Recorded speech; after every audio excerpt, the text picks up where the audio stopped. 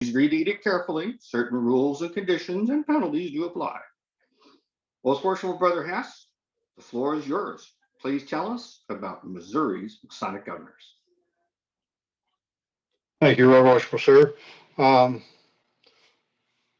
While Masons don't talk about religion or politics in the lodge or use the fraternity for political purposes, many Freemasons have used the principles of Freemasonry to shape the history of Missouri from the time it was a territory to the present day.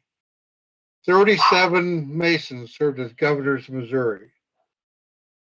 Another 19 Masons served as United States senators. Before we start this presentation, I want to give props to the junior deacon of Buckner Lodge number 501, Alec Hartley, who put this slideshow presentation together. I'm not computer literate, and he took the horns and ran with it, so we thank you for that, Alec. The second Missouri Territorial governor was Meriwether Lewis, and the third was William Clark. The first elected governor was a brother Mason, Alexander Mcnair. The first senator from Missouri was a Mason, Thomas Hart Benton, and the second man to serve as Grand Master and President of the United States was a Missouri Mason, Harry S. Truman. Missouri Public Schools, the University of Missouri, the State Highway Patrol, and the Missouri State Fair all found their inception in the Missouri Masonic governors. The expansion of the West, known as the Manifest Destiny, the Marshall Plan, and the Truman Doctrine for the rebuilding of Europe after World War II found champions for Missouri Freemasons. Through efforts of Missouri Masons, especially Judge Gamble, a past Grand Master, Missouri remained part of the Union during the Civil War. This presentation is dedicated to those men who helped shape the state of Missouri and the United States, and we are thankful for their service. Our first territorial governor on the list is Meriwether Lewis. Go on down to Meriwether. Thank you. Meriwether Lewis served as territorial governor from 1807 to 1809. He was a Mason of Door of the Virtue Lodge number 44 in Albermaine, Virginia in 1879, and a member of St. Louis Lodge number 111 under a Pennsylvania charter in 1808. He was the son of Lieutenant William Lewis and Lucy Meriwether. He was never married, didn't have any children. He graduated in 1793 from Liberty Hall, now Washington Lee University. The Lewis family were friends of Thomas Jefferson, and when Jefferson was elected president, he appointed Meriwether Lewis as his presidential secretary in 1801. Meriwether Lewis teamed up with William Clark to lead the voyage of discovery to explore the Louisiana Purchase and find a route to the Pacific. Some considered Lewis a poor administrator, but in recent biographies, that position had been reconsidered. Lewis's primary quarrels with Territorial Governor Frederick Bates, who accused him of attempting to undermine Lewis so he could be appointed governor. Bates later was elected governor of the state of Missouri. In 1809, while en route to Washington, D.C., Lewis died by violence on a wayside inn called Grinder's Stand outside of Nashville, part of the Natchez Trail. Some say the death came from a suicide, while others say it was a result of a robbery, and still others think it might have been the result of supported documents that Lewis was carrying to Washington in regard to the action of the first territorial governor of Missouri, James Wilkerson. Wilkerson was from New Orleans and was considered a heavy-handed administrator and was said to abuse his power. It was also reported that he was connected with Aaron Burr conspiracy to seize land from Spain in the continental Southwest. Teddy Roosevelt said of Wilkerson, in all our history, there was no more corrupt character than Wilkerson.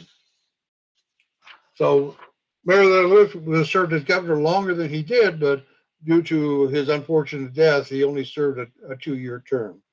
Let's go to William Clark, if we may. William Clark was the fourth territorial governor of Missouri and also a member of St. Louis Lodge number 111.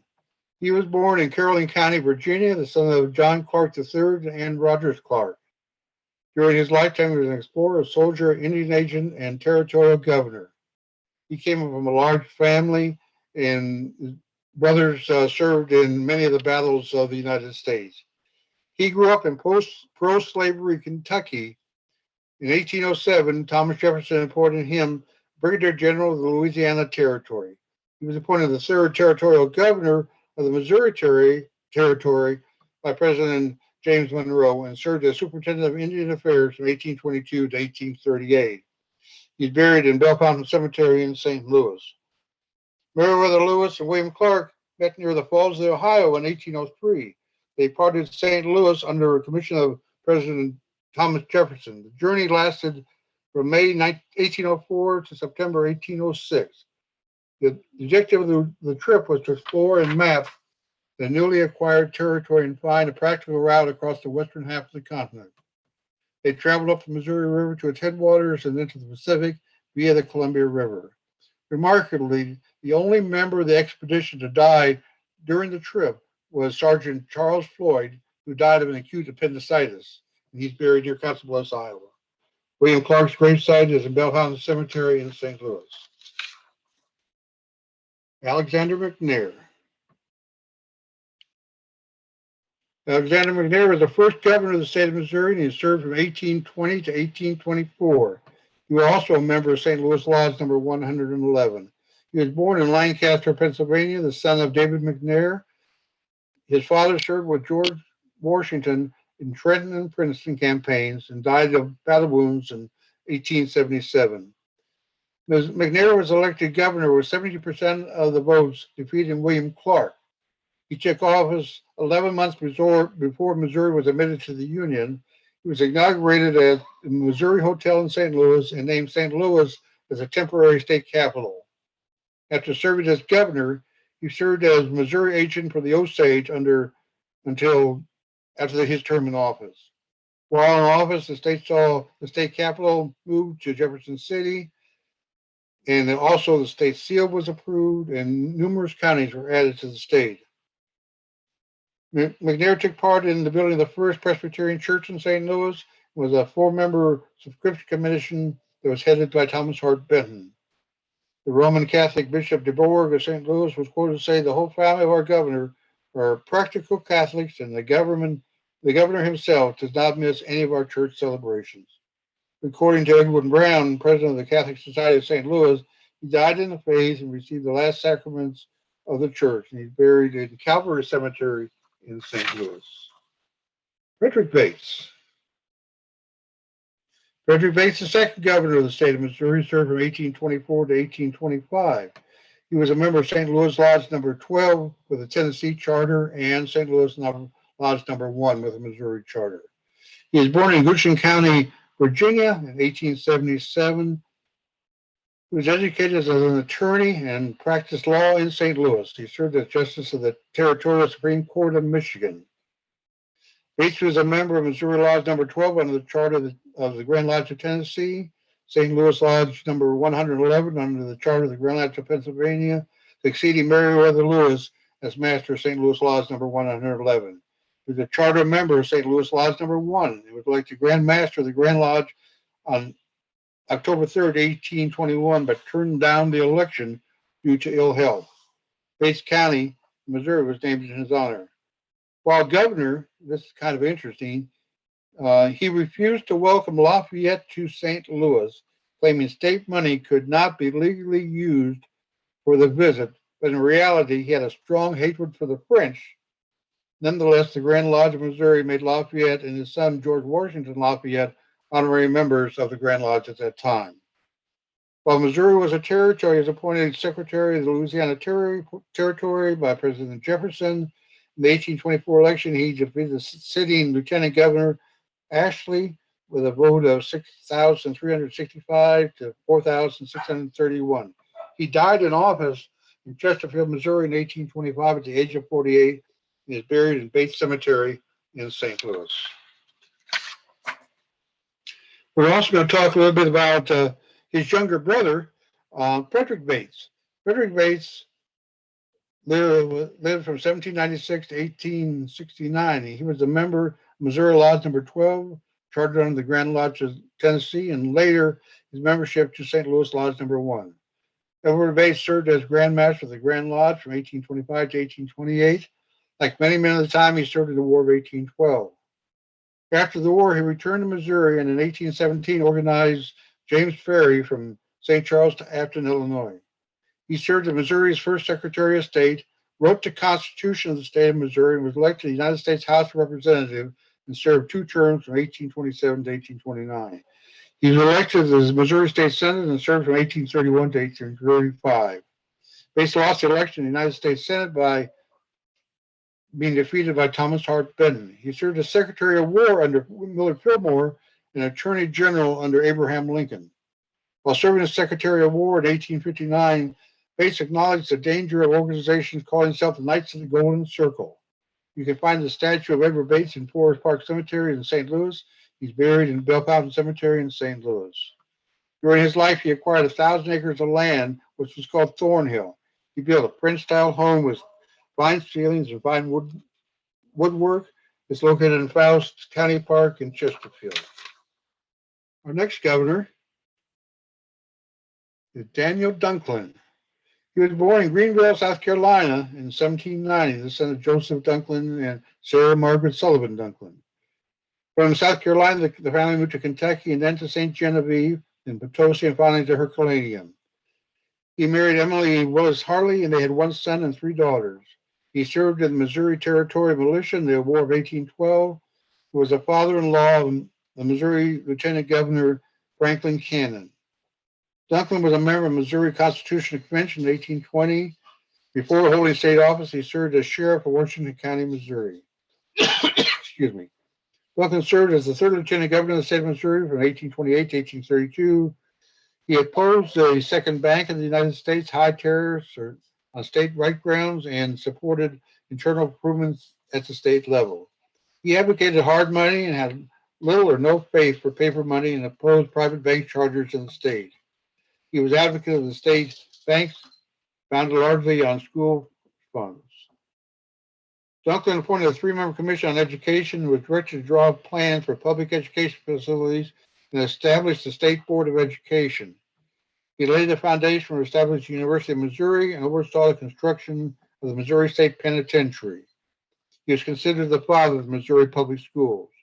He died in 1844 and buried in Dunklin Grove Historical Site in Herculaneum. 9 counties were added to Missouri while he was governor. Thomas Reynolds. Thomas Reynolds was our 7th governor of the state of Missouri. He served from 1840 to 1844. He was a member of Western Star Lodge number 117 in Illinois. He was from Kentucky and married Eliza Ann Young, and they had 1 son, Ambrose Dudley Reynolds.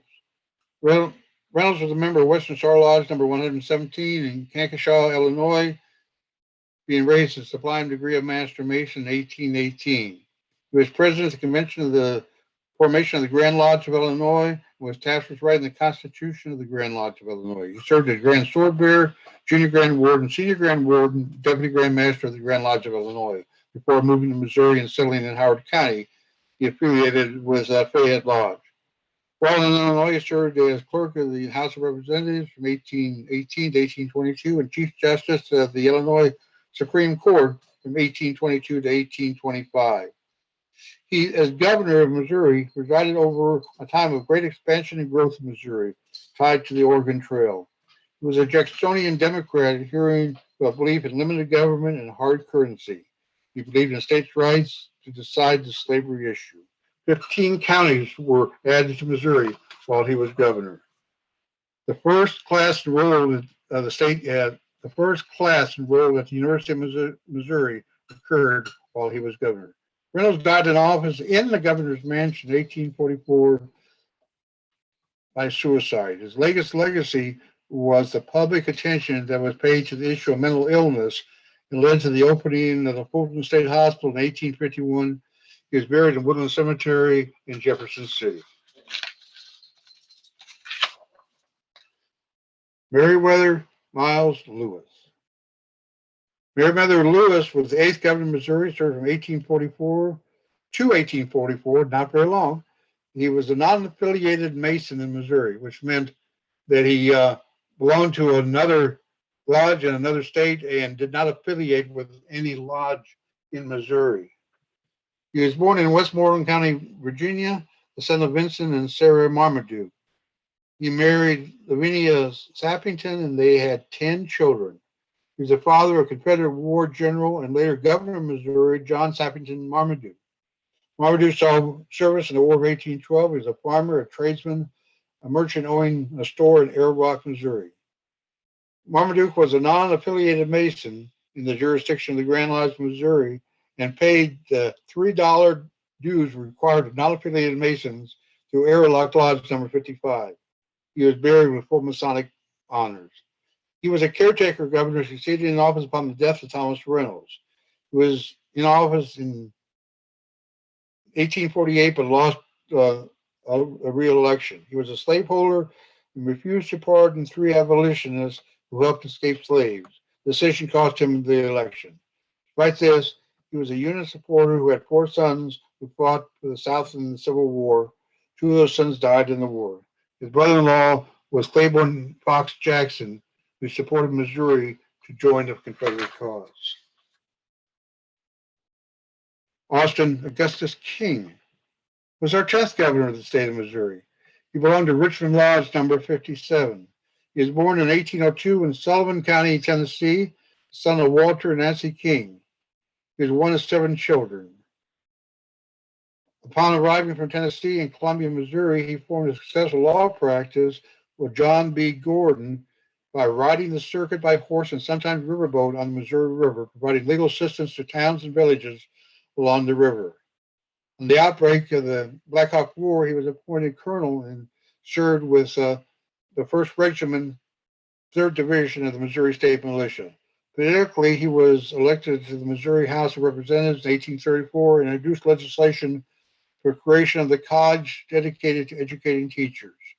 This legislation laid the foundation for the normal school concept in Missouri. He also founded Stevens College in Columbia, Missouri. As a judge of the Missouri 5th Circuit in 1837, he presided over the trial of Joseph Smith during the Mormon Wars. He served as judge of that court in Ray County from 1837 to 1848. As governor, he saw the first 142 companies who were granted state charters. He recommended $3.5 million in state bonds be issued to fund 2 railroad projects. He also established a hospital for the mentally ill and a school for the deaf and blind. 8 counties were added to the state while he was governor. He was elected to the United States House of Representatives in 1862. During his time in Congress, the Coinage Act of 1864 was passed, putting into law the composition of the 1-cent coin and adding a 2-cent coin with the motto, "In God We Trust," for all United States coinage. Also, the 13th Amendment was passed, abolishing slavery and involuntary servitude while he was in Congress. Sterling Price. Sterling Price was the 11th governor of Missouri, served from 1853 to 1857. He belonged to Warren Lodge number 74 in Keithville, Missouri. He was born in 1809 in Edwards County, Virginia, the son of Hugh and Elizabeth Williamson Price. In 1831, he moved to Fayette, Missouri, and in 1832, moved to Keithville, Missouri, and ran a hotel and mercantile. He married Martha Hurd of Randolph County, Missouri, and they had 7 children who survived to adulthood. Price was a member of Warren Lodge number 54 in Keithville and was a visitor to the Grand Lodge of Washington, D.C. in 1846. During the Mormon Wars in 1838, he served as a member of the delegation sent from Cherokee County to investigate reported disturbances between the Latter-day Saints and anti-Mormon mobs. His report was favorable to the Mormons. He was elected to the United States House of Representatives in 1836 and in 1840, and elected to the United States House of Representatives in 1845. Resigned to participate in the Mexican-American War. During the Mexican-American War, he raised the 2nd Regiment of Missouri Mounted Cavalry, was appointed colonel in 1846. He marched his regiment to Santa Fe, where he assumed command of the territory of New Mexico. As military governor, he put down the Taos Revolt in 1847, was promoted to brigadier general on July 20th, 1847 by President Polk, and named military governor of Chihuahua and commanded 300 men from his army in the Battle of Santa Cruz. He won the battle against opposing forces 3 times his size. That battle ended the Mexican-American War. Upon his return to Missouri, he became a slaveholder at farmer tobacco in the Bowling Green Prairie. He was elected governor and served from 1853 to 1857. While as governor, Washington University was established, the state public school system was restructured, and the Missouri State Teachers Union was formed. Price was opposed to succession, elected as presiding governor of the state convention in 1861, was voted not to succeed. But when Brigadier General Lyons seized the state militia at Camp Jackson in St. Louis, Price joined the Confederate forces, serving as Major General, winning many battles but losing important ones such as Pea Ridge and Westport. Price died in poverty in St. Louis and is buried in Bell Fountain Cemetery. The monument erected to his soldiers is a tribute to his leadership and their sign of respect for him. Next, please. Robert Marcellus Stewart, 1815-1871, was the 14th governor of the state of Missouri. He served from 1857 to 1861 and was a member of Reynolds Lodge number 189 in St. Joseph, Missouri. He was born in 1815 in Truxtun, New York. His family moved to Kentucky and finally Buchanan County in St. Joe, where he practiced law without attending law school. He was a member of Reynolds Lodge and was elected governor in 1857. He championed the founding of the Hannibal-St. Louis Railroad. The railroad was used to transfer mail from Hannibal to the Pony Express station in St. Louis. He was also noted for riding his horse in the governor's mansion. Imagine the people who took care of the grounds didn't like that very much. In September 1861, several passengers died and over 100 passengers were injured when the Hannibal and St. Joseph Railroad Bridge over the Platte River was sabotaged. The goal was attack on the attempted assassination of Governor Stewart. Those responsible were Confederate bushwhackers led by Silas M. Gordon. The results of the attack led to the burning of the Platte City by federal troops from Fort Leavenworth, who believed that the town was harboring the bushwhackers. The saboteurs' actions were defended by former Governor and Confederate Sterling Price as an act of war. When Stewart left office in 1861, he urged Missouri to adopt armed neutrality in the impending Civil War and not provide men for arms. He died in 1871 and buried in Mount Moriah Cemetery in St. Joseph, Missouri. Hamilton Gamble. Hamilton Gamble was the 16th governor of the state of Missouri, and he was appointed and served from 1861 to 1864. He was a member of Franklin Union Lodge number 7 and St. Louis Lodge number 1, and served as Grand Master of the Grand Lodge of Missouri from 1832 to 1833. He was born in Winchester, Virginia, and at the age of 13 enrolled in Hampton City College and studied law. He was admitted to the Virginia bar in 1817. Gamble joined Franklin Union Lodge number 7 in 1822 and served as master of the lodge in December of the same year. He was a member of Missouri Lodge number 1 and served as master in 1826 and 1827. He was elected junior Grand Warden of the Grand Lodge of Missouri in 1827. Gamble served as Chief Justice of the Missouri Supreme Court during the Dred Scott decision, as the only justice of the court in favor of granting Dred Scott freedom from slavery. In 1860, the Missouri State Legislature consisted of overwhelming majority of secessionists and passed an act that provided for the calling of a state convention whose purpose was to consider seceding from the Union. Gamble was living in Pennsylvania and hurried back to Missouri to find the streets of St. Louis filled with armed men. He made an urgent appeal proclaiming his devotion to the Union and the federal government. He was named as chairman of the Committee on Federal Relations in the 1861 convention. The convention declared its aversion to the Union when Governor Clayton Fox, and the legislature fled the state, and the convention was reassembled in 1862. He was appointed a provisional governor of the state of Missouri. Campbell died in office from the stress of the political upheaval and a railroad accident on his way to Washington, D.C. and buried in Bellefontaine Cemetery. Probably if it wasn't for Hamilton Campbell, Missouri might have become a slave state at that time. Our next governor, Thomas Clement Fletcher, he was the 18th governor of the state of Missouri and served from 1865 to 1869. He was a member of Joachim Lodge number 164. He was born in 1827, and he was the first Missouri governor to be born in the state of Missouri. He was born in Herculaneum, and he married Mary Farah Honey in 1851. Imagine having a wife's name, last name was Honey. He belonged to Joachim Lodge number 164 in Hillsborough, Missouri. He also belonged to Jefferson Chapter numbers 84, Royal Arch Masons, and Idaho Commandery Knights Templar in St. Louis.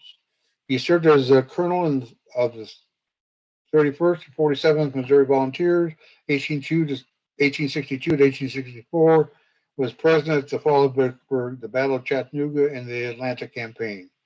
He was wounded and captured at the Battle of Chickasaw Bayou and resisted the invasion of Sterling Price at Pilot Knob, commanding a regiment in that battle. His first act of governor was to issue an Emancipation Proclamation on January 11, 1865. He established an immigration board and sold railroads owned by the state through failure of the companies to pay interest on the state bonds. He also increased public spending for schools. In regard to Reconstruction, in his inaugural address, he said, "Being victorious everywhere, let magnanimity now distinguish our actions and have nothing more to ask but parity. Let us forget our past differences, seek only to promote the general good and the people of the whole Commonwealth."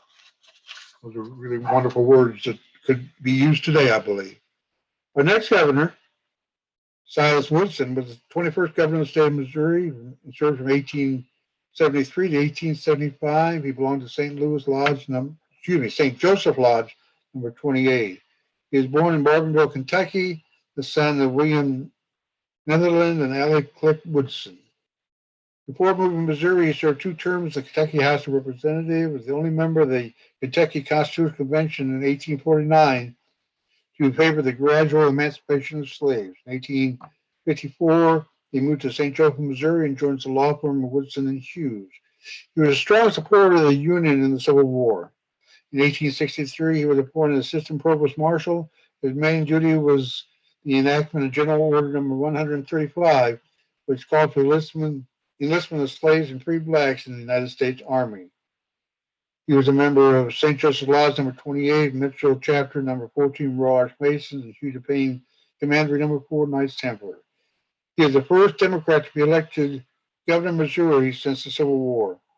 Some of his political accomplishments were to reduce state debt, lower the state levy, and sign an act for a popular vote at a constitutional convention. As governor, he brought a case against the Union Pacific Railroad for repayment of state debt. The railroad contended they were unable to pay the $2 million debt due to the impact of the Civil War. Woodson attempted to assail the railroad by default. In 1874, the Supreme Court, in the case of Woodson versus Murdoch, found in favor of the railroad. After serving as governor, he served a 4-year term as judge of Buchanan County. He died at the age of 77 in 1896 and is buried in Mount Moriah Cemetery in St. Joseph, Missouri. Next, we have Charles Henry Hardin. He was the 22nd governor of the state of Missouri. He was from Fulton Lodge, number 48. He was born in Trimble County, Kentucky, the son of Charles and Hannah Hayden, and he married Mary Barr Jenkins. While attending Miami University in Oxford, Ohio, he was a founding member of Beta Theta Pi. Beta Theta Pi was a member of the Miami Triad, along with Phi Delta Theta and Sigma Chi. The Miami Triad, along with the Unit Triad, were instrumental in the spread of college Greek system fraternities in the United States. According to Bear's Manual, at 9 o'clock in the evening of the 8th day of the 8th month of the year in 1839, 8 earnest young men, all students of Miami University, held the first meeting of Beta Theta Pi in the Union Hall of the Literary Society. He received his law degree from William Jewell College and an honorary law degree from William Jewell College.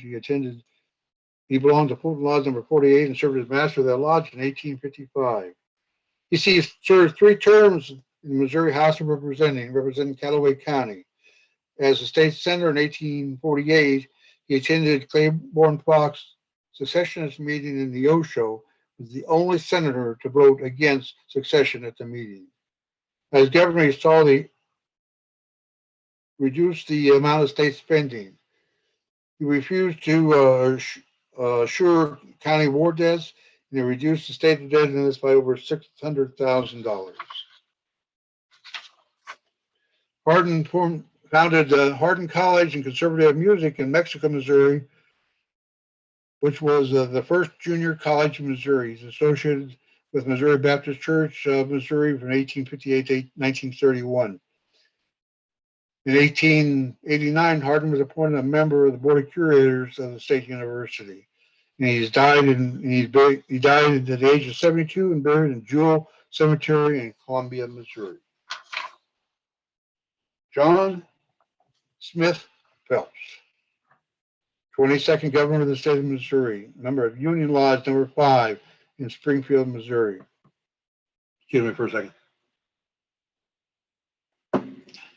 John Phelps was born in Hartford County, Connecticut in 1818, the son of Elijah and Lucy Phelps. Phelps was a member of Union Lodge number 5, Springfield, as well as Springfield chapter number 15, Royal Arch Masons, and he served that chapter as high priest in 1867.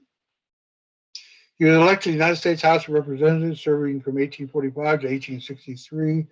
He supported Oregon statehood, the overland mail route to California, and served as chairman of the Ways and Means Committee, championing government bounties to soldiers, aid to railroads, and inexpensive postage. During the Civil War, he was part of the Union invasion of Arkansas in the spring of 1863, and his wife was granted $20,000 by Congress for her service as a nurse in the Civil War. She used that money to establish an orphanage. Phelps was appointed military governor of Arkansas by President Lincoln, but did not serve due to health reasons. As an attorney, he descended William Butler Wild Bill Hickok, who tried for killing David Tutt in a duel in Springfield in 1865. Hickok was acquitted. As governor, he created the Missouri Bureau of Labor Standards, legislation requiring counties to balance their budget, unless there was a vote of the voters, approved by the voters, and the University of Missouri received biennial appropriations from the General Assembly. Phelps County in south central Missouri was named in his honor. He died at the age of 71 in St. Louis and is buried in Hazelwood Cemetery in Springfield, Missouri. John Sappington Marmaduke. John Sappington Marmaduke was the 25th governor of the state of Missouri from 1885 to 1887. He was a member of Rocky Mountain Military Lodge number 205 in Camp Floyd, Utah, and Anchor Lodge number 443 in St. Louis, Missouri. He was born in 1833 in Arrow Rock, Missouri, the son of Meredith Marmaduke, the 8th governor of Missouri, and Lavina Sappington, the daughter of an early Missouri pioneer, Dr. John Sappington. He was never married. He attended Yale University and Harvard University, finally graduating from the United States Military Academy. As a military officer, he joined Rocky Mountain Lodge number 205 in Camp Floyd, Utah, a Missouri Chartered Lodge, and in his return to Missouri, affiliated with Anchor Lodge under dispensation of St. Louis. He withdrew his membership of that lodge in 1875. He was a regular Army officer who became a Major General of the Confederate Army. He fought in the Battle of Boonville, Shiloh, Hartsville, Prairie Grove, Cape Girardeau, Reed Springs, and many more. He participated in the defense of Little Rock and was challenged to a duel by General L.M. Walker, who died as a result of the duel. He was captured in the Battle of Mine Creek in 1864. He ran for governor twice and was elected the second time, campaigning for cooperation between Unionists and Confederates for a new Missouri. As governor, he supported railroads, public schools, and funding for education. He died in office of pneumonia in 1887 and is buried in Simmons Cemetery in Jefferson City, Missouri. Albert Pickett Morehouse. Albert Pickett Morehouse, 26th governor of the state of Missouri, was from Maryville Lodge, number 165. He was born in 1835 in Delaware, Ohio, the son of Stephen and Harriet Wood Morehouse. During the Civil War, he served in the Missouri State Militia from Nottoway County. Morehouse was a member of Maryville Lodge number 165, Owens Chapter number 96, Royal Arch Masons, and Maryville Commandery number 40, Knights Templar. After the war, he opened a law practice with Amos Graham in Maryville and founded the Nottoway Democrat, which later became the Maryville Daily Forum. In 1876, he was elected Missouri House of Representatives and led an effort to establish a normal school in Maryville, which later became Northwest Missouri State. He assumed the office of governor at the death of John Marmaduke and served out Marmaduke's term. Later in life, he suffered a head injury and died of suicide in 1891. He is buried in Oak Hill Cemetery in Maryville, Missouri. David Roland Francis. How many people in our audience went to the University of Missouri? I would imagine a few. And did you ever rub the gov's nose to try to get an A in a class? Well, that was David Roland Francis. He belonged to George Washington Lodge number 9 in St. Louis, Missouri. He was born in Richmond, Kentucky in 1850. He graduated from Washington University in St. Louis and a member of Phi Beta Kappa. Masonically belonged to George Washington Lodge number 9 in St. Louis, Oriental Chapter number 78, Royal Arch Masons in St. Louis, Ascalon Commandery number 16, Knights Templar, and led Ascalon Commandery in the Grand Encampment Triennial Parade in Denver while he was serving as governor. Francis served as the 26th mayor of St. Louis from 1885 to 1889. He served several diplomatic posts, including United States Ambassador to Russia from 1915 to 1917 under President Wilson during the Russian Revolution. He also served as United States Secretary of the Interior under President Cleveland. As governor, after the 1892 fire that destroyed the academic hall at the University of Missouri in Columbia, there was political pressure to move the university to Sedalia. But Francis insisted that the land-grant college remain in Columbia. As compensation, Sedalia was awarded the state fair. Francis Quadrangle was named after Governor Francis, who was instrumental in the rebuilding of the university after the academic hall fire. The columns are all that remain of Academic Hall, the first and main building on the campus. The columns originally deemed to be unsafe, but a rally of students to their fence kept them on campus. As a tribute to Francis, a plaque stands just north of Jesse Hall. Tradition holds that if a student rubs the nose of the gov, they will get an A on their next exam. Due to the tradition, the nose of that statue has been replaced 3 different times. Francis was the main proponent of the St. Louis World's Fair in 1904 and served as the third Summer Olympics in 1904. Francis Field, site of the 1904 Summer Olympics, was named in his honor. Francis Field is part of Washington University. Multi-sports events were ran from August 29th to November 3rd, 1904. It was the first Olympic Games held in a majority English-speaking nation and the first one held outside of Europe. One of the most remarkable athletes was American George Eisen, who won 6 medals, even though his left leg was made of wood. Francis died in 1827 in Bell Fountain Cemetery, where he is buried. The figure on the stone, in its really kind of eerie headstone, is a black person, and that's supposed to be a replica of his wife, who died 2 years after he did. That's really just a weird headstone. In 2016, the St. Louis Neighborhood Association undertook a project to honor Mayor, Ambassador, and Governor Francis by creating a memorial in St. Louis Hills. The first part of the project was completed in 2017, featuring a 7-foot statue of Francis. Work is still being completed on the site. Going on to Joel Stone. He was the 28th governor of the state of Missouri. United States Senator from Missouri. He belonged to Argyle Lodge number 451 in Nevada, Missouri. He was born in 1848 in Richmond, Kentucky. He was a member of Argyle Lodge number 451 in Nevada, Osage Lodge number 303 in Nevada, Missouri, Nevada chapter number 56, Royal Arch Masons, O'Sullivan Commandery number 15, Knights Templar, and he was a member of the Shrine. He graduated from the University of Missouri in 1867 and served as prosecuting attorney for Vernon County from 1873 to 1874. Stone was a member of the United States House of Representatives from 1885 to 1891, serving the Committee on War Claims. He was then elected and served as governor of the state of Missouri from 1893 to 1897, then elected as a member of the United States Senate from 1903 to 1918.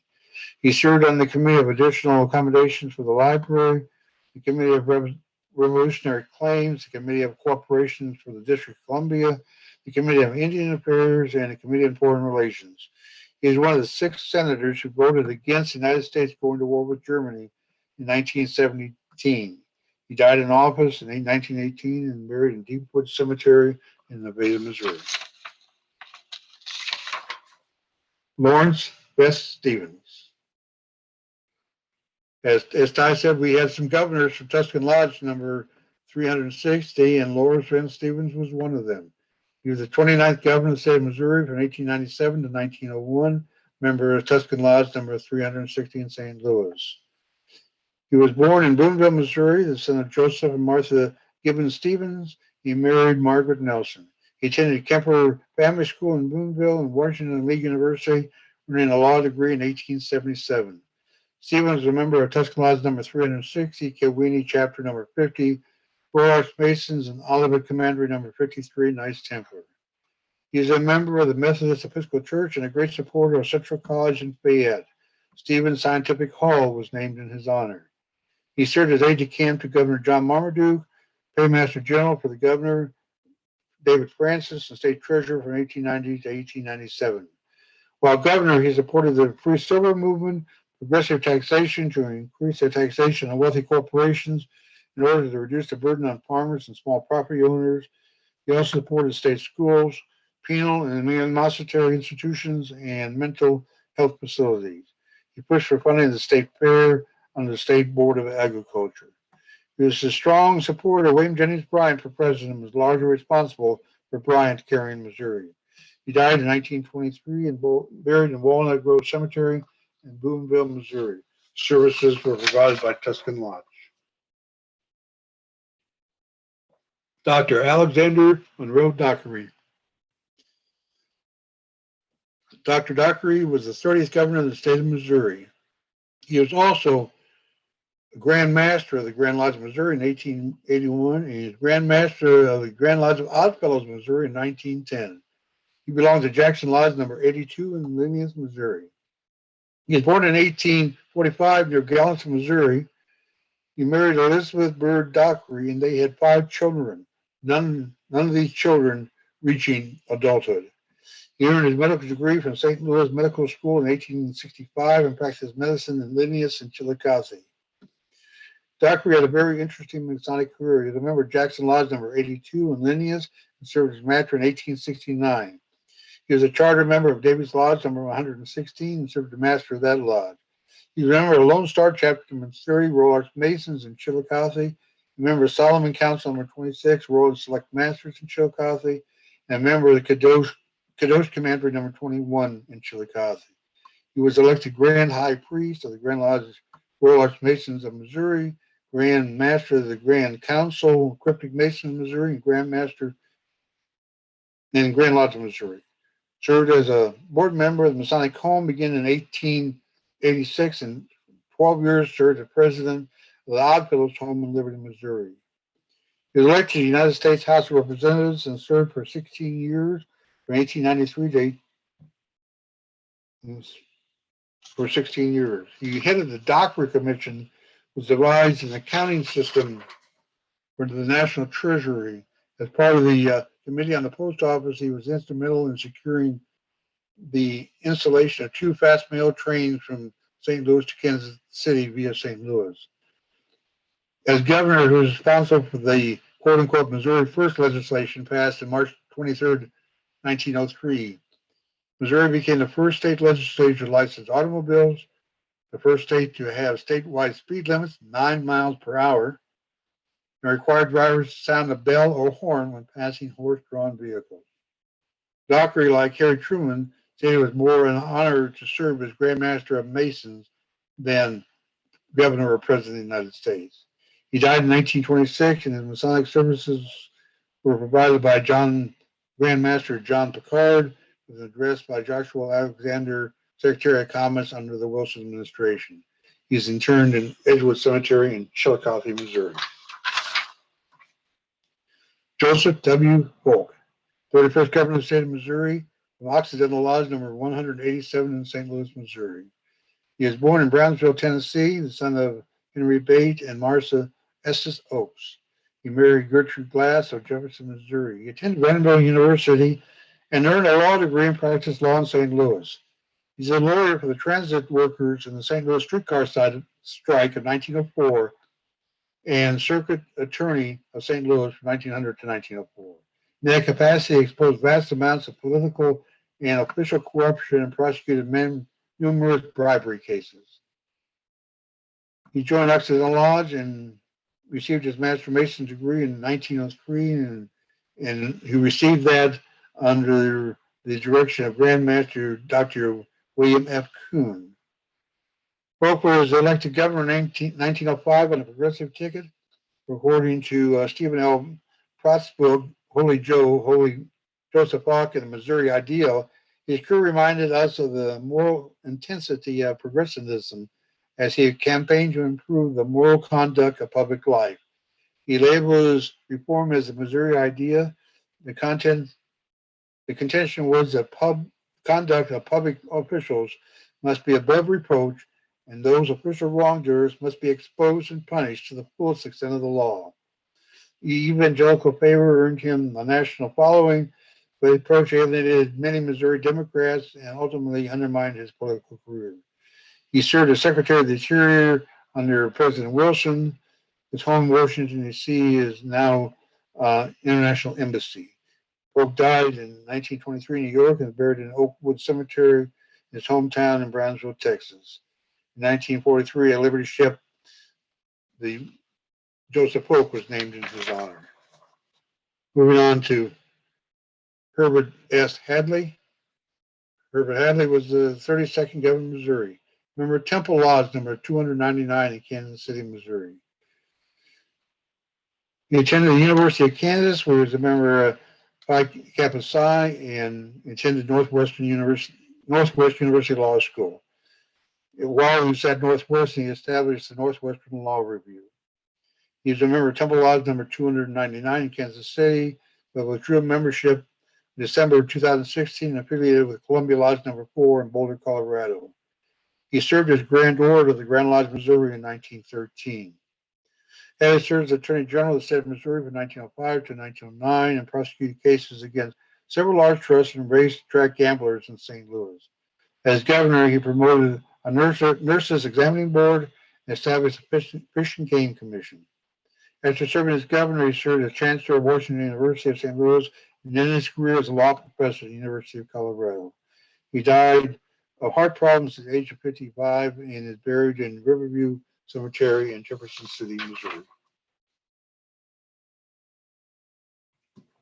Elliot Woodfork, Major, 33rd Governor of the State of Missouri from Franklin Lodge, number 192. He was born in Lincoln County, Missouri, the son of James Reed and Sarah Woodfork Major. He was a member of Franklin Lodge number 182 and a member of the ancient accepted Scottish Rite of the Valley of St. Louis. He served as Grand Order while he was governor. He was a member of the Missouri State Senate from 1897 to 1899 and served as Attorney General from 1908 to 1912. As Attorney General, he prosecuted Lumber Trust, Beef Trust, and Harvester Trust. Major was governor when the present Missouri governor's mansion was completed. He promoted the state highway department so the adoption of the Oliver flag, the official state flag in Missouri, the State Board of Pardons, the State Commission for the Blind, and Public Service Commission. In May of 1914, he delivered the oration of the laying of the cornerstone of the Masonic Home of Missouri in St. Louis, stating, "Missouri has always been in the front ranks of the march of progress, working hard with the church for the good of humanity." He died in 1941 and is buried in Bowling Green Cemetery in Bowling Green, Missouri. Frederick Dozier Gardner, 34th governor of the state of Missouri, another member of Tuscan Lodge number 360. He was born in 1896, the son of William H. and Elsa Gardner. He was a member of Cornerstone Lodge number 323 in St. Louis and later affiliated with Tuscan Lodge number 360. He was a member of St. Louis chapter number 8, Royal Arch Masons, Ascalon Commandery number 16, Knights Templar, in the ancient accepted Scottish Rite Valley of St. Louis and Moolah Shrine. The current state capitol act, the first state capitol building was first occupied during his term as governor. In his term, the State Highway Commission was established as a nonpartisan governmental bureau. He oversaw the elimination of state debt, a sum of over $2,250,000. He operated the Hearst Manufacturing Company and funeral business in St. Louis for 47 years. He operated casket manufacturing plants in Memphis, Texarkana, and Dallas. He died in 1939 and is interred in Bellefontaine Cemetery in St. Louis. Arthur Hyde, 35th governor of the state of Missouri, Mercer Lodge number 35 in Princeton, Missouri. Arthur Hyde was born, and Arthur Hyde was the reason that Ray B. Denslow was so involved with Masonry. And we'll get into that in a little bit here. Hyde was born in Princeton, Missouri, the son of Ivor B. and Carol Mastic Hyde in 1877. He attended the University of Michigan, where he was a member of Delta Upsilon, and also attended the University of Iowa, earning a law degree. His father, the United States Representative from Missouri, his brother Lawrence was Chief Justice of Missouri's Supreme Court. I was a member of Mercer Lodge number 35, Princeton, Missouri, Princeton chapter Royal Arch Masons, Trenton chapter number Royal Arch Masons, and a 33rd degree member of the Ancient Accepted Charlie Wright. He served as mayor of Princeton 1908 to 1916. As governor, his administration made advances in public relations, public education, roads, state parks, conservation, law enforcement, equitable taxes. Also, during his administration, women were first allowed to hold state offices. Hyde was named Secretary of Agriculture by President Hoover and served from 1929 to 1933. And that was Denslow's entry into national government was because of Hyde. And if you read the Denslow memoirs, you'll see that fairly well delineated. He died in St. Louis of cancer and buried in the Oddfellow Cemetery in Trenton, Missouri. Samuel Aaron Baker, 36th governor of the state of Missouri, 1825 to 1829, member of Jefferson Lodge number 43, Jefferson, Missouri. He was born in Patterson, Missouri, the son of Samuel Aaron and Mary Aranda Baker. His father died when he was very young. He was raised by his mother. He attended Southeast Missouri State Teachers College and earned a BA degree in pedagogy, the science and art of education, especially in instructional theory. He earned a second bachelor's degree from Missouri Valley College. In 1918, he was elected Missouri Superintendent of Schools. He had worked as a teacher, principal, and superintendent of schools in Richmond, Joplin, and Jefferson City. As a member of Jefferson Lodge number 43, Jefferson City, Missouri, and Jefferson chapter number 34, Royal Arch Masons, Prince of Peace Commandery number 29, Knights Templar, and was Grand Orator of the Grand Lodge of Missouri in 1926. He was also a member of the Knights of Pythias. Shortly after leaving office in 1929, he had two major strokes and was bedridden for the remainder of his life. He died in 1933 and buried in Riverview Cemetery in Jefferson City, Missouri. Henry S. Caulfield, another Tuscan governor, 37th governor of the state of Missouri. He was born in St. Louis in 1873, the son of John and Miranda Caulfield, and he married Fanny Lee Delano. Caulfield attended Washington University in St. Louis and received his law degree in 1895. He was a member of Tuscan Lodge number 360 and received his Master Mason degree in 1922. He served as a member of the United States House of Representatives for one term from 1907 to 1909, a judge of the St. Louis Court of Appeals from 1910 to 1912, and governor from 1929 to 1933. The Missouri State Highway Patrol was founded under his watch. Caulfield was the director of public welfare for St. Louis from 1941 to 1949. Died at the age of 92 in 1986, buried in Oak Grove Cemetery in St. Louis, Missouri. Guy Bradford Park, 38th Governor of the State of Missouri from Platte City Lodge number 504 in Platte City, Missouri. He was the son of Thomas Woodson and Margaret Baxter Park. He attended the University of Missouri and earned a law degree in 1896. He is a member of Platte City Lodge number 504, Platte City Chapter number 21, Royal Arch Mason, serving as High Priest from 1911 1913. Bell Commandery number 9, Knights Templar, serving as Commander in 1911. He was also a member of St. Christian Conclave, Red Cross of Constantine, and Mawila Shrine in St. Joe. He served 2 terms as Platte City prosecuting attorney and judge of the Missouri Fifth Circuit Court. Park served as governor from 1933 to 1937, and he was part of the Pendergast machine. It was said that he allowed Pendergast to run the state. During Park's administration, millions of dollars flowed into Missouri through the WPA for roads and bridges, with a great deal of that money going to Kansas City due into the Pendergast connection. That's why everything in Kansas City is even the creeks are paved in concrete. Gaspard died in 1846 and is buried in Platte City Cemetery in Platte City, Missouri.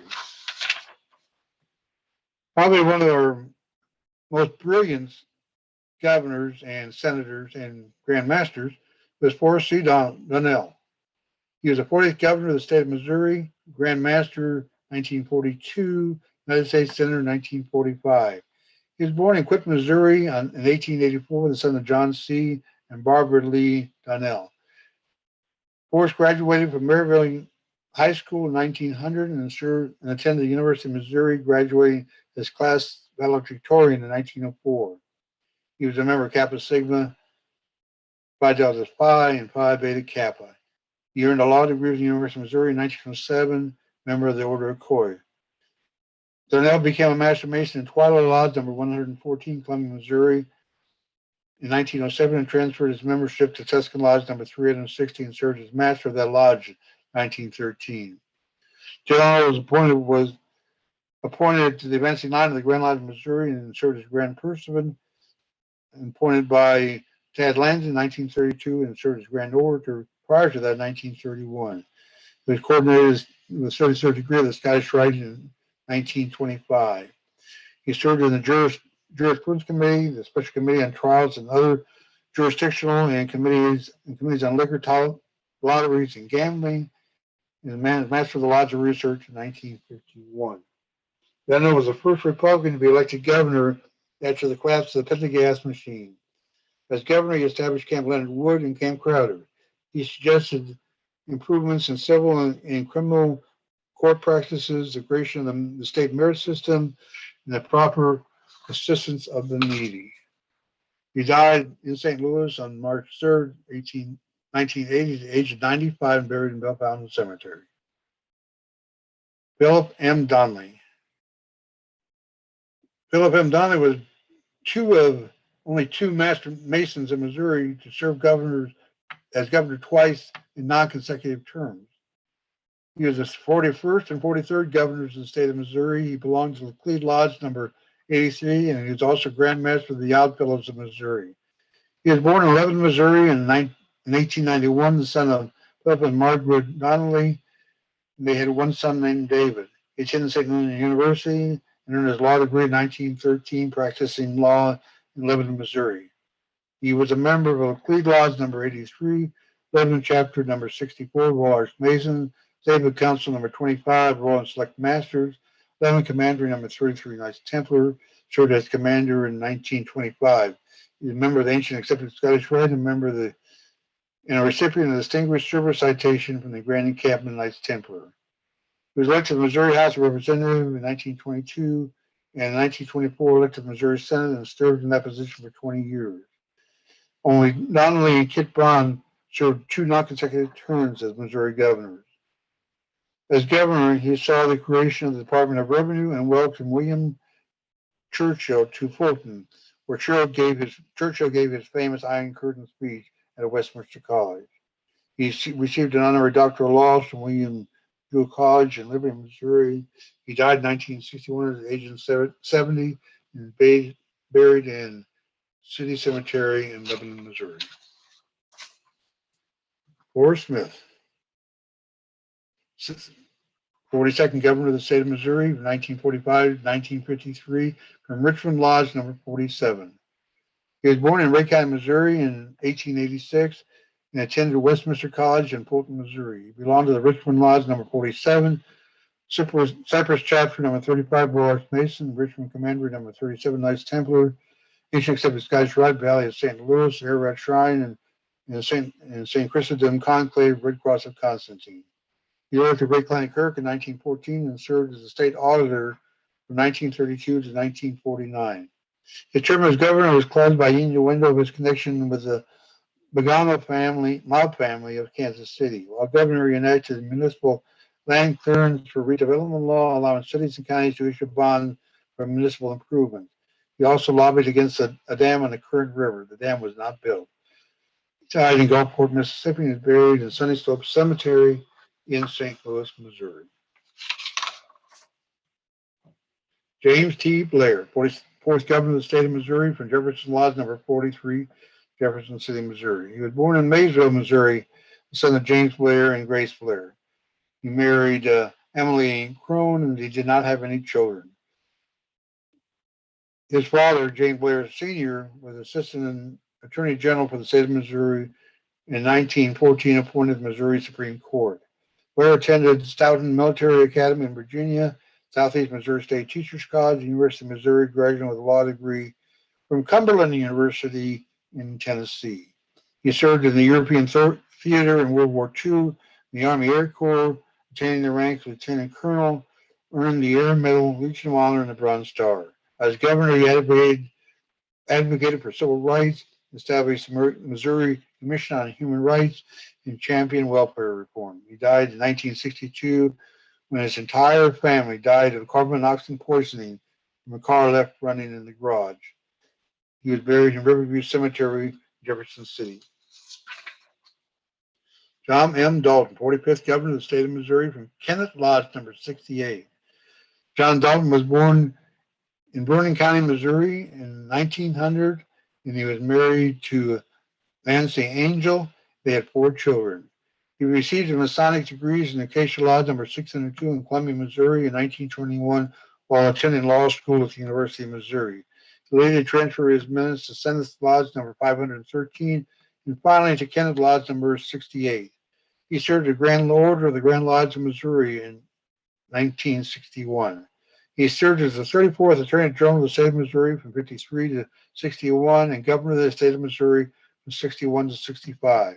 While governor, he supported the legislation requiring seatbelts for passenger cars in Missouri, securing funding for new Missouri Highway Patrol headquarters in Jeff City, and he created the Ozark National Scenic Hot Water Riverways. He died in 1972 in Jeff City and is buried in Oak Grove Cemetery in Kenneth, Missouri. Warren Eastman Hearns, 46th governor of the state of Missouri. East Prairie Lodge number 384. He's born in 1923 in Moline, Illinois, the son of Earl Bird and Edna May Eastman Hearns. He married Betty Cooper Hearns, who later was a member of the House of Representatives of the state of Missouri, and well as the 1988 Democratic nominee for governor. They had 1 daughter, Lynn Cooper, who died of an automobile accident in 1909. Hearns attended the University of Missouri and then West Point, graduating with a class in 1949. He attended the University of Missouri School of Law, graduating in 1953. He was a member of East Prairie Lodge number 384, which merged with Charleston Lodge number 407. He received his Master Mason degree in 1955 and his 50-year pin in 2005. Reynolds was elected to Missouri House of Representatives and served from 1950 to 1961. Was elected to Missouri State Senate in 1960. When he ran for governor in 1964, he challenged the remnants of the Pendergast political machine. As governor, he improved public education and state highways, increasing funding to public schools from $14.5 million to $389 million.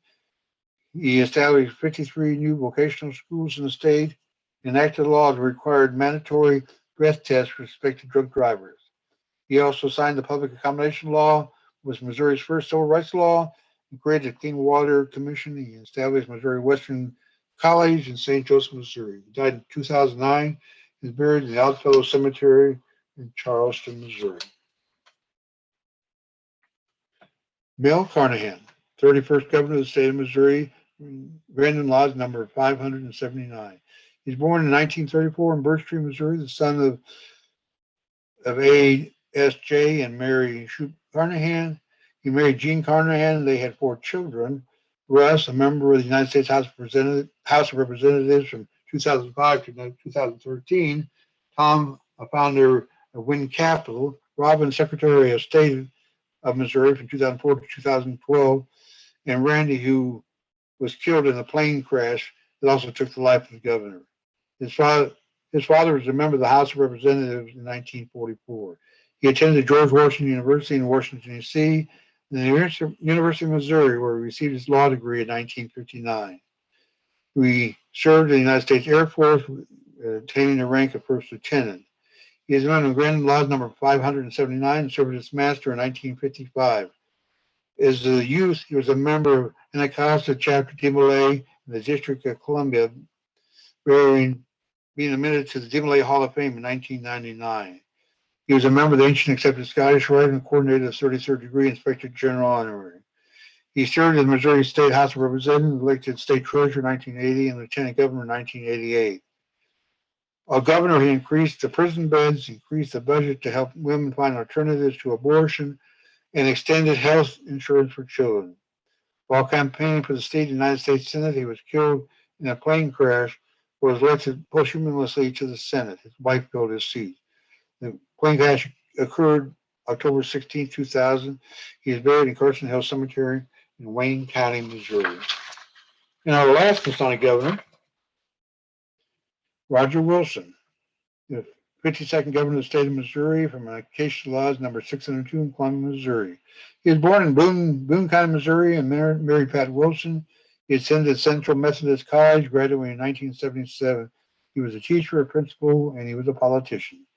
He received his Masonic degrees in Acacia Laws number 602 in Clement, Missouri.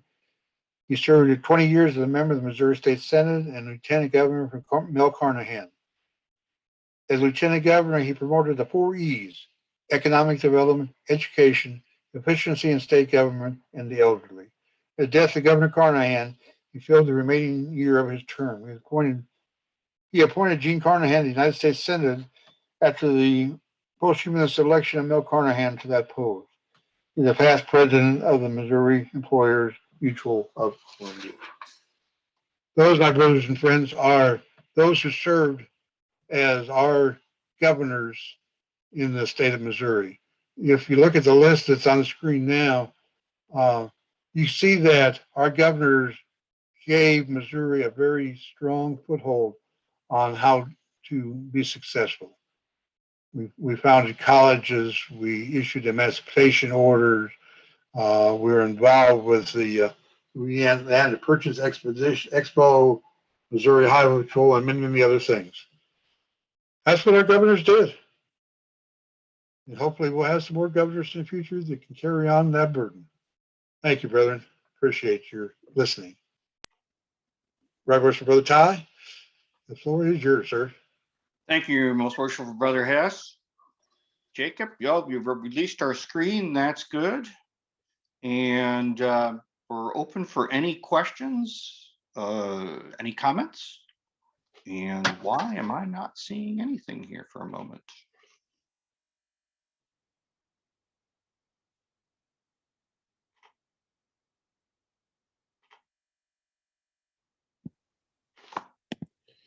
There I am.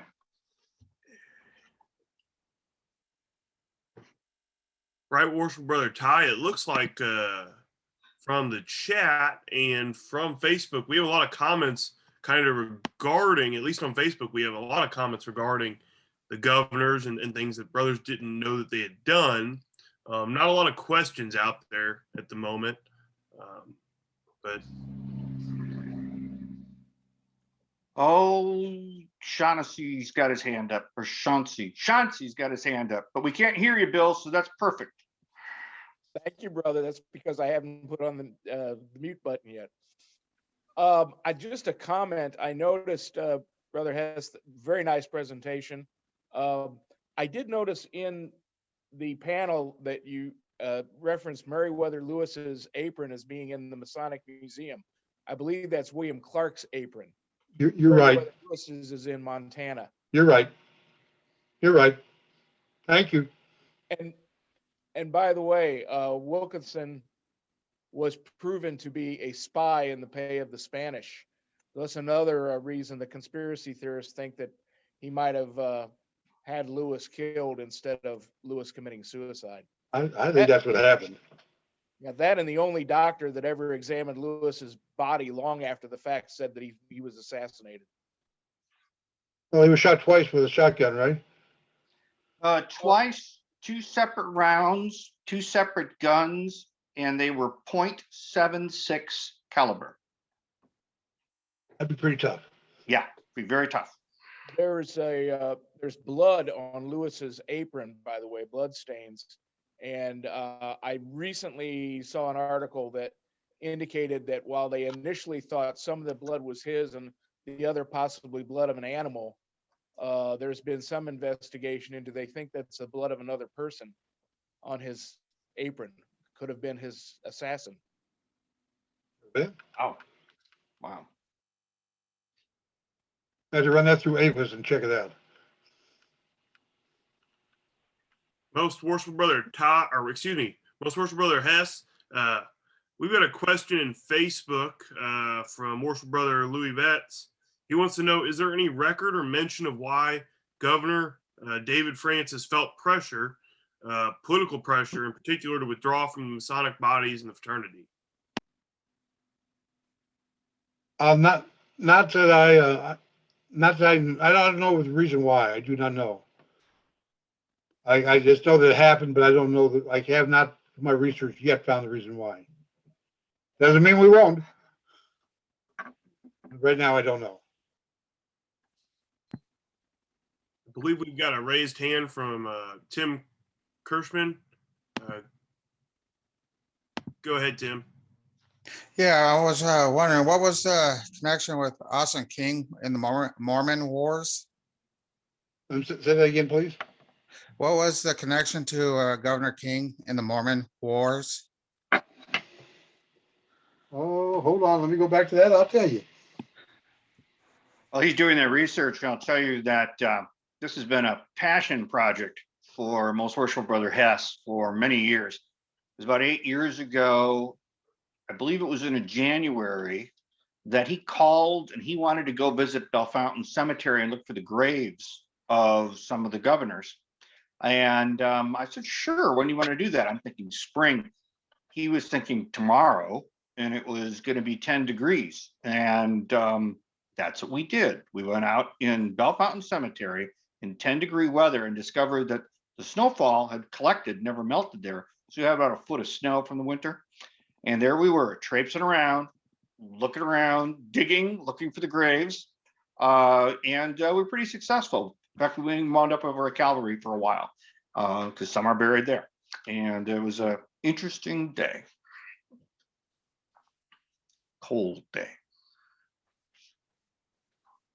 I think the most disturbing piece of this was the family of the governor and the governor himself that died with the carbon monoxide. I'd like to know a lot more about that. I never knew that story. That was really disturbing to me, particularly this time of year. But it was very, very eye-opening. I had no idea that it happened. We have a couple quick questions while Most Worshipful Hess. You got it? Let me get back to Gus's King. He presided over the trial of Joseph Smith during the at the end of the Mormon War. Oh, okay. He was the judge that was in charge of that trial. All right, thank you. So we have a couple simple questions here. The first one is just asking, is there going to be a way to download this presentation? They'd like to have the slides. I think there is a plan to have at least the recording available. That is part of the Bicentennial series. And noted in the chat, they're going to attempt to have the presentation slides available on the member portal for Missouri Masons. Another question on there, and I'll throw it to Right Worshipful Brother Ty. Ricky Thompson says, very good record of service to Missouri by some great Americans, Missourians, and Masons. Is the Grand Lodge going to have more of these interesting history lessons? I think, well, as my oldest son said, we're not on the History Channel, we're in the History Channel, so we're making our own history. I believe, yes, we're going to continue to bring out history, particularly when the 2-volume set arrives. That will be a very good history lesson. But, you know, to Brother Thompson, anytime he wants a history piece of Masonic education, I know his district well, I'd be happy to be there. I think there's some other officers that would do that, probably a grand historian that would do that. So be happy to head down that area, particularly since we can start doing a lot of things tomorrow. Maybe. We are clear of questions on Facebook. I believe Chad is also caught up.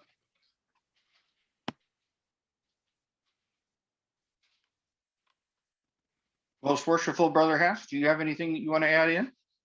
I think we're good. Very good. Very good. Jacob, I completely do not remember what the March presentation is. I'm sorry, I blanked out. I asked you earlier, no more than an hour ago, and I don't remember. I'm sorry. Not a problem at all. And before I do that, we do have one sneaky last minute question that came in. Good. Okay. With Clark so well known, is there any idea why Mcnair got 72% of the vote over him in that first race to be governor? I know, but John does too. I do this. Clark was very much involved with the Native American Indian population, which was really not. The voters of Missouri weren't much in favor of that. That hurt him politically a lot. His support for the native inhabitants, and I think that's one of the reasons why he lost so overhandedly. Yeah, Ty, you have something to add to that? It's absolutely spot on. What they managed to do was describe him as weak with the Indians, and by doing that, it made him look kind of pitiful, which was really unbelievable for a man who went all the way to the Pacific coast and all the way back again. So they kept pounding that he was weak with the Indians, too friendly with the Indians, and really everything outside of St. Louis would not vote for him. The really amazing thing is that Alexander Mcnair and William Clark were both part of Missouri Lodge number 1. So these two are facing off in the same lodge. So that must have been really something. We don't get any real sense of contention in there from the minutes in that era from them, but there definitely was something that had brewed up. Thank you both for that input. So going back to that original question, our March lecture is going to be exploring the Masonic College of Missouri, which existed in the 1840s and 50s, originally in Marion County, Missouri, and then later in Lafayette County down around Lexington. So that'll be next month's lecture that we'll have on the 28th of March. Very good. Floor is open for any other comments or questions. I've got a comment. I just knew wanna it. Throw it out to you, brother. There is an excellent new book out on William Clark, focusing on a previous voyage he made down the Mississippi that adds some very interesting circumstantial evidence of transactions between him and, at that time, General Wilkerson. You might Oh. enjoy it. Could Clark have been on the other side of all this? Quite possibly. Wow, I never Wow. considered that. Oh. For those of you that don't know, our vice president at the time, or just before that, was Aaron Burr. And he had attempted, or was accused of attempting to split the United States down the Mississippi River to east and west. And he was going to be the president of the West. Treasonous, and the evidence that was on its way to Washington, D.C. for his trial never arrived. And all charges were dismissed for lack of evidence. Now, it's thought that it was actually Meriwether Lewis who was carrying that evidence. And that's the reason for all this. It wasn't a simple robbery. Aaron Burr was never even brought to trial on the whole thing. Never considered that Clark could have been involved, but that's going to keep me up all night. Thank you. Little disturbing on that one. Well, But this would have been long before that. So maybe he was involved and then extricated himself. The whole story of those two guys and how they got here, and Thomas Jefferson and multi-generations, is amazing. Meriwether Lewis, his father died when he was like 12, maybe a little younger. And his father and Thomas Jefferson actually were friends and business partners. So Meriwether Lewis essentially wound up being raised the rest of his life by Thomas Jefferson. Meanwhile, Jefferson's friend was also Clark's father.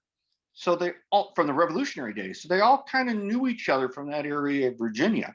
And when you talk to Virginians and you go to Virginia lodges, this is where you see a lot of what we would say the Missouri ritual. So it's very interesting to see how all that came together. But they were all very close in those days. And that's how they kind of all got here. And many people said that Lewis was not very intelligent, but he was chosen by Thomas Jefferson to be his personal secretary as president. And Jefferson was living in the White House by himself and brought Lewis in so at least he'd have some company.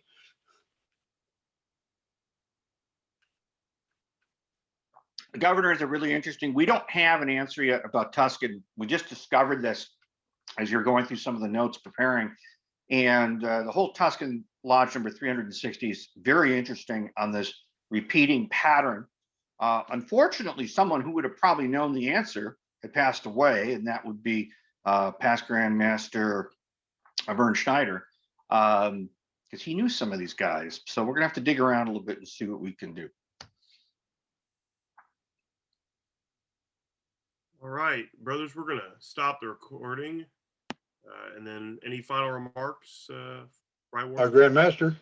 Grandmaster Cundiff, the floor is yours.